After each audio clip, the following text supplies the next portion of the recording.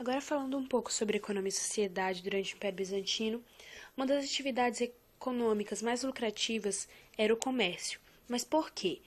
Isso se deve bastante à localização de Constantinopla, que era uma rota obrigatória entre os continentes da Ásia e da Europa. Um dos principais produtos comercializados nessa época eram os perfumes, as porcelanas, tecidos de seda e peças de vidro, que nesse caso eram produtos de luxo asiáticos que eram somente acessíveis à população mais rica dos outros continentes, que nesse caso era o Oriente Médio, a Europa e o norte da África.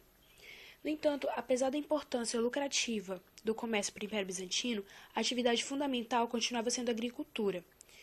E a maior parte da produção agrícola vinha das grandes propriedades agrárias, que no caso são os latifúndios, as grandes plantações, as grandes propriedades.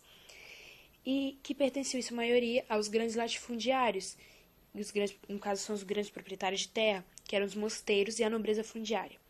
Essa última era formada por militares, que recebiam essas terras como meio que uma forma de recompensa por terem prestado um serviço ao imperador. Ou seja, eles recebiam essa terra como uma recompensa por terem prestado um serviço para o imperador. Quase todo o trabalho durante o Império Bizantino era feito pelos servos, que dependiam, nesse caso, da terra para viver. População das cidades. O comércio bizantino contribuiu para que a vida urbana no Império Bizantino meio que fosse dinâmica. A principal cidade, que é Constantinopla, chegou a ter quase 1 milhão de habitantes. Em seguida, por outras cidades que também são importantes, como Tessalônica, Niceia, Edessa e Tarso.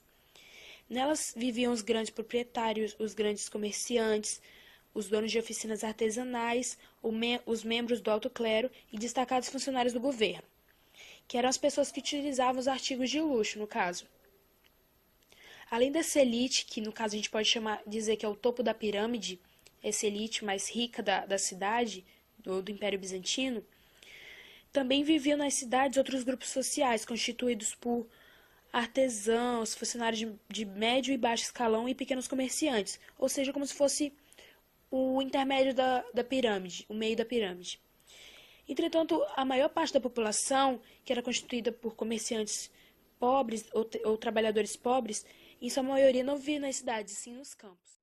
Agora vamos falar sobre a incorporação de ofício, como se fosse a divisão de trabalho.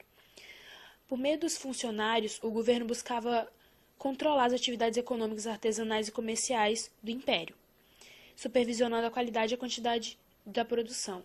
E o objetivo dessa intervenção no comércio era controlar os preços e o abastecimento. A produção era distribuída em corporação de ofícios, que era por ramo, por oficinas. E como, por exemplo, carpintaria, só pintura, ou então mexer com madeira, sapataria, ou mesmo outros tipos de ramo, etc. Artesãos e comerciantes eram agrupados em corporações regulamentadas supervisionadas pelo Estado. E eles decidiam quase tudo da vida comercial dos comerciantes, no caso. Eles decidiam os preços, salários, lucros, ou seja, os comerciantes não tinham espaço para uma iniciativa privada. Eles dependiam do Estado para controlar o comércio deles. Eles não tinham direito de decidir o lucro, o salário, o preço que eles iam vender as coisas que eles, no caso, produziam ou que eles repassavam para a cidade.